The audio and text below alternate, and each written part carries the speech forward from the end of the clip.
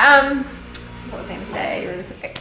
We see a lot of people who, when they buy supplements, they go for the supplements that are going to either like fat burners or performance enhancing ones, or stuff that's going to promise them performance. Do you do you feel or think that they should go for more health-based supplements before they go for the ones that are going to improve their fat burning or performance or physique or anything like that? So here's the issue. So do some of the fat burners and that type of stuff work? Yes. Yeah. But they're very temporary solutions. They're not long-term solutions, you know. Yeah. And there's stuff that you should use when you're healthy enough to use them. Yes. And for short periods of time, like to get over a hump, right? So, or just one dose pre-workout. But here's what ends up happening with like pre-workout stuff and fat burners.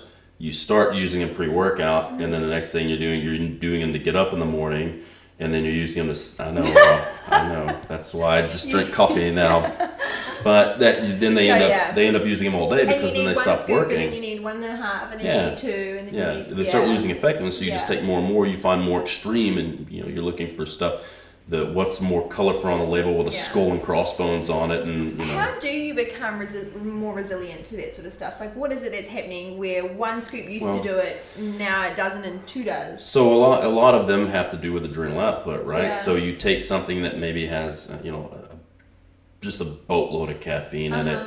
Maybe it has some things in it that stimulate, like ephedra type alkaloids and things like that, tyramines and things like that. And what it's doing is it's telling your adrenals to secrete more adrenaline and noradrenaline and cortisol. Yeah. So over time, because you're taking this stuff a lot and your body's stressed out, your brain says, okay, this is ridiculous because my body, I'm stressing out. I need to stop this. So you take the pre-workout and your brain goes, Nope. So you take more until your brain's like, okay. So, and then eventually what ends up happening, your cortisol and your stress hormones are sky high for a long time because now you can't bring them back down because your adrenal system says, okay, so this is normal for me to be super stressed all the time. I'm just going to go ahead and raise stress hormones for no reason because now I've got a conditioned response. And then eventually that starts tearing the body apart because it's chronic. So your brain stops the output of messengers, so the adrenals drop. Okay, so do you think it's a fair recommendation if someone is taking stuff, any stimulants or pre-workout or caffeine or anything, and at a point it stops being as effective, have a break? Get off of it. Have a break.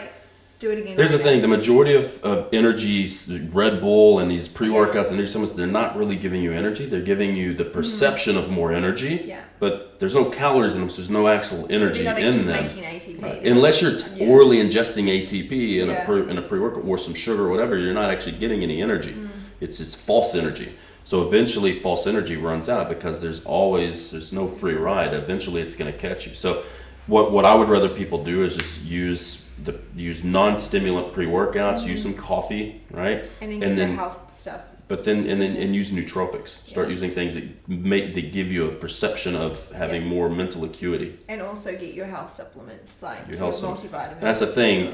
People go straight to methyl upper 5,000, instead, and they don't even take a multivitamin, which is a bit ridiculous. Yeah.